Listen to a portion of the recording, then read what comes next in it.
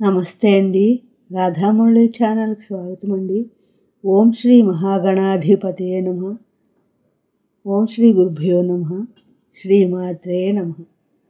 సౌందర్యలహరి 75వ శ్లోకం అండి.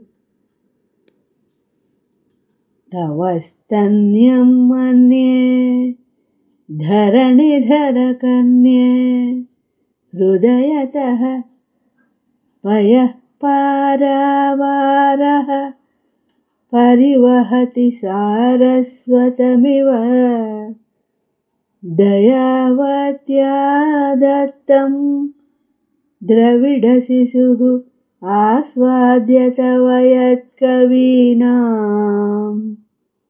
ప్రౌఢానామజని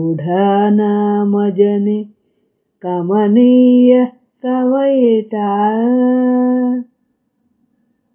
తవ స్తన్యం మన్యే ధరణిధర కన్యే హృదయతః పయః పారావారః పరివహతి సారస్వతమివ దయావత్యా దత్తం ద్రవిడశిశుః ఆస్వాద్య తవ యత్కవీనాం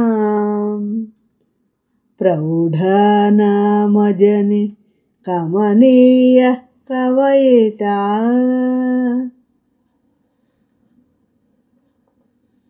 ఈ శ్లోకం యొక్క భావం అండి.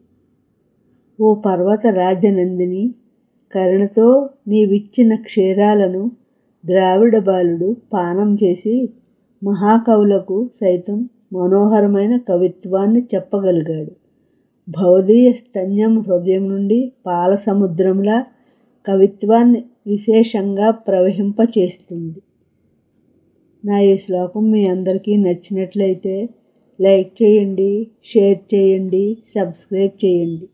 మీ రాధ.